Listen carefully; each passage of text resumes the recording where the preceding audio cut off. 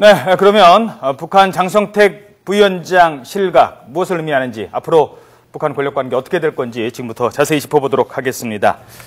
정치부 최명신 기자 나와 있습니다. 안녕하십니까? 네, 안녕하십니까? 네, 그리고 임방글 변호사님 나오셨습니다. 안녕하십니까? 안녕하세요. 네, 그리고 세종연구소 홍연익 연구위원 나오셨습니다. 안녕하십니까? 안녕하십니까? 아까도 얘기를 했습니다. 양봉의미 겉으로는 예. 뭐 말을 다 듣는 척하면서 속으로는 딴 생각하고 딴짓하고 있다. 딴짓이 뭡니까? 그것부터 한번 그 비리로 짚어줬던 게 네, 뭡니까? 비리 김희준 기자 앞서 리포트에도 전해드렸습니다만은 오늘 오전에 조선중앙통신이 조목조목 아주 구체적으로 비리 혐의를 적시를 했습니다. 예.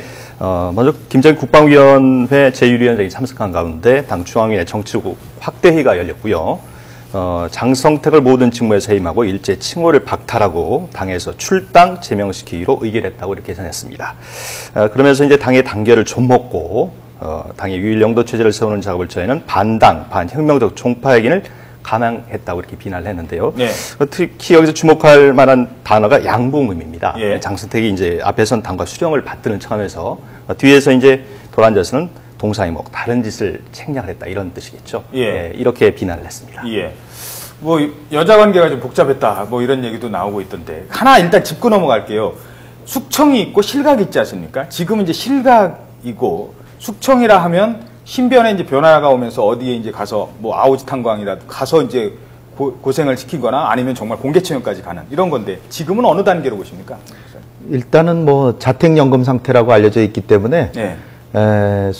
그 실각인데 지금 오늘 나온 보도를 보면 이제 숙청으로 가지 않을까 아하. 그런 생각이 드네요. 예. 그러나 처형까지는 아닐 테고 예. 뭐 지방으로 보내거나 뭐 사실 74년에 김정일이 정권을 이제 후계자로 지명된 이후에도 삼촌인 김영주가 2인자였는데 그 자강도 강계로 보내서 19년 동안 어허. 거의 유배 생활을 보냈습니다. 예. 그거 보면은 장성택도 지금 처음에는 뭐 그 꽤 그냥 건재한 듯이 이렇게 그런 보도도 있었습니다만은 오늘 나온 게 뭐 반당, 반혁명 또 뭐 종파행위 뭐 이렇게 나오는 거 보면 예.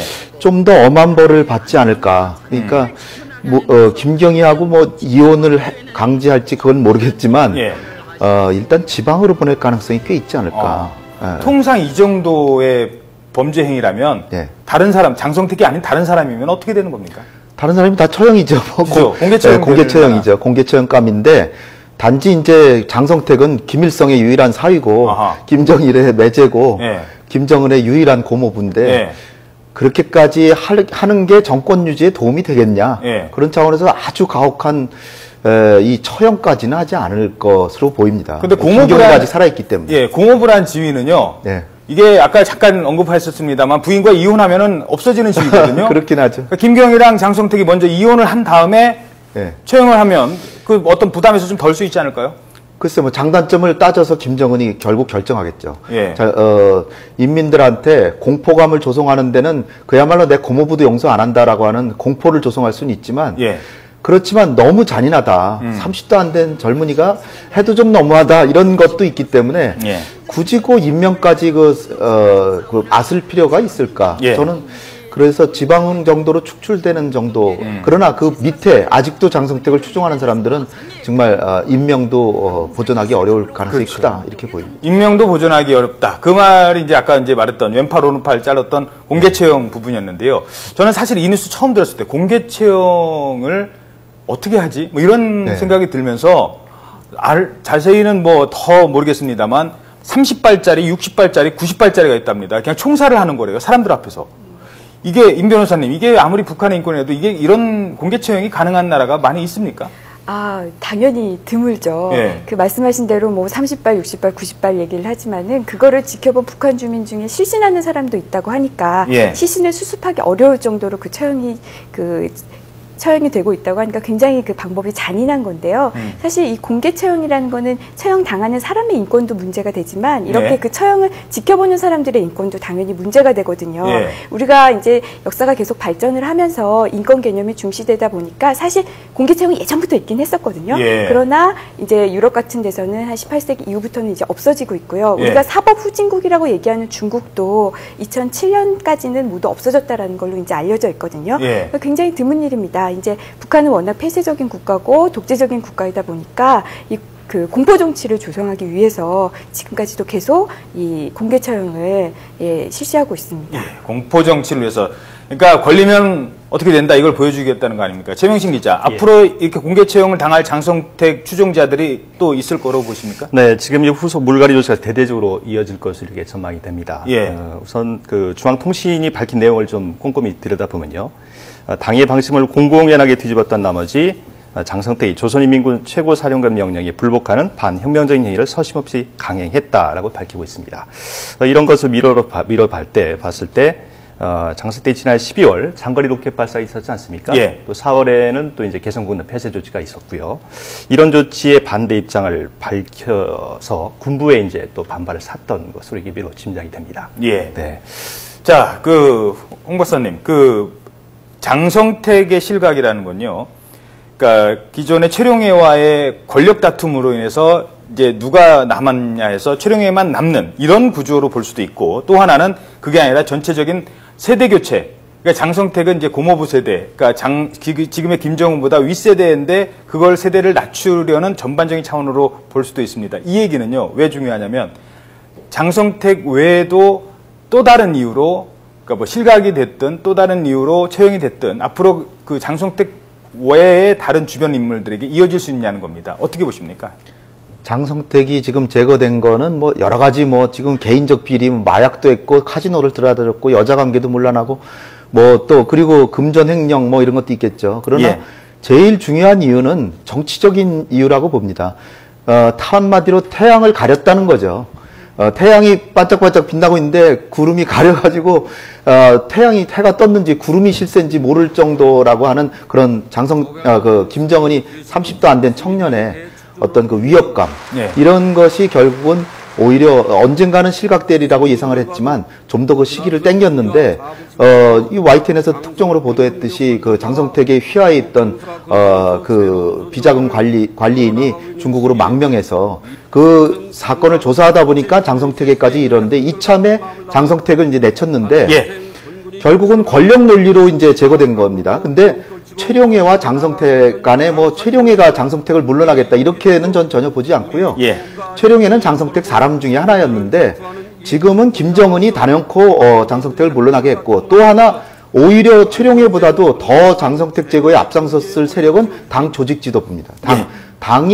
당에서 장성택을 제거하고, 또 지금 나오는 보도 보면 내각에서 경제 관리를 하는데도 사사건건 방해했다 뭐 이런 보도가 있어요. 그러니까 어떻게 보면은 제가 조금 그나마 다행으로 생각하는 거는 장성택이 제거됐어도 경제 살리긴 계속 할 것 같은 그런 예. 모양새이기 때문에 예. 어떻게 보면 이건 순수한 권력 투쟁에서 밀려난 것이다. 아하. 그리고 지금 뭐 국정원장이 국회에서 보도했듯이 당은 40, 50대 젊은 신진 세력으로 채우고 있고 예. 군부는 70, 80대가 주도했는데 60, 70대로 낮춰지고 있고 그러니까 점차 아마 점진적으로 빠른 속도, 점진적이지만 계속 단계적으로 단계를 밟아가면서 젊은이들로 북한 체제를 채워나가지 않을까. 이것이 이제 과연 북한의 대외 정책에 어떤 영향을 미칠까를 이제 우리가 분석해야 되지 않을까. 알겠습니다. 그러니까 권력투쟁보다는 세대교체 쪽에 방점이 있는 거고, 또 그렇다고 해서 군부가 힘을 얻고서 갑자기 북한이 돌발을 하는, 남측에 대해서 도발을 하는 이런 상황은 좀 가능성이 김정은의 떨어진다. 권력이 더 강해진 게 제일 두드러진 현상이니까 예. 김정은이 어떤 결정을 하느냐가 중요한 거죠. 알겠습니다. 자, 장성택 문제는 이쯤에서 정리를 하도록 하죠. 그리고 또 하나 지금 현안이요. 바로 어제 우리가 선포했던 방공식별구역입니다. 정부가 이호도는 물론 경남 거제도 또 홍도, 마라도 일부를 포함하는 새로운 방공식별구역을 발표를 했죠. 자, 이 방공식별구역이 우리가 선포를 하면서 중국의 대응도 궁금한데요. 먼저 김지선 기자의 보도 내용 보시고 말씀 계속 나누도록 하겠습니다. 지난 3일 군 당국이 공개한 이어도 초계 비행 모습입니다. 해상 초계기 P3C가 이어도를 돌아 군기지로 돌아오는 초계 활동으로 지금까지는 주 2, 3회 실시해왔습니다. 군 당국은 그러나 한국 방공식별구역 카디즈 확대 발표를 앞두고 초계 비행을 대폭 늘려 매일 초계 활동에 나서고 있습니다. 중국의 이어도 방공식별구역을 인정하지 않는 만큼 사전 통보도 하지 않고 있지만 아직까지 별다른 충돌은 없는 것으로 전해졌습니다. 이와 함께 해군 구축함도 이어도 수역에 자주 출동시킬 계획이라고 군 관계자는 밝혔습니다. 카디즈가 공식 발효되는 오는 15일부터는 우리의 감시 범위가 대폭 확대돼 공군의 감시 활동도 더욱 강화될 전망입니다. 만일의 상황에 대비해 F-15K 출동 대기 태세도 갖췄습니다. 앞으로 카디즈에 진입하는 타국 항공기는 우리의 통신 검색에 응해야 하고 비행 목적을 알려야 하지만 이에 불응할 경우 우리 군이 퇴거 조치에 나서게 됩니다. 문제는 한중일 방공식별구역이 겹치는 이어도 상공의 관할권입니다. 한중일 3국이 자신의 관할권을 주장하며 실력 행사에 나설 경우 갈등을 빚을 수밖에 없다는 점에서 앞으로 중국과 일본의 반응에 관심이 쏠리고 있습니다. YTN 김지선입니다. 네, 그러면 바로 질문 드리죠. 자, 어떻습니까? 방공식별구역 선포에 관해서 주변 국가의 지금 움직임은 어떻게 나오고 있습니까? 네, 지금 현재로서는 미국이 이제 우리 발표 후 2시간이죠. 미국 시간으로 심야 시간대 평가한다. 그래서 사실상 지지의사를 밝힌 것으로 이렇게 분석이 되고 있고요. 중국과 일본은 아직 이렇다 할 반응이 없습니다. 오늘 오전 중에 또 뭐 밝힐 것으로 예상이 됐었는데 오후까지 좀 상황을 지켜봐야 될 것 같습니다. 중국이 어떤 반응을 보일 것으로 예상하십니까? 중국은 일단은 뭐 인정하지는 않겠지만 그렇다고 한국하고 갈등을 조장하는 식으로 나오지는 않을 것 같습니다. 왜냐하면 일본과의 센카쿠 문제가 훨씬 더 심각하기 때문에 한국을 뭐 자극시켜봤자 그러면 한국이 일본 편만 만드니까 중국으로서는 일단 인정은 안 하겠지만 우리와의 정면 갈등은 회피하는 식으로.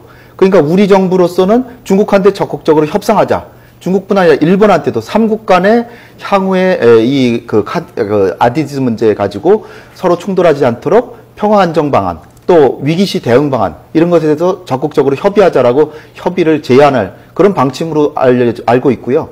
우리 정부가 지금 이거 방공식별구역 확대한 과정에서 보여준 외교력은 상당히 높이 평가됩니다. 예, 알겠습니다.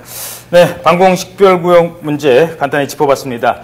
방공식별구역 있죠. 식별을 하려면 뭔가 존재감이 있어야 됩니다. 그런 의미에서 이어도 상공에는 우리 한국도 있다라는 점을 알려준 차원에서 이번 한국의 방공식별구역은 그런 면에서 평가를 받는 것 같습니다.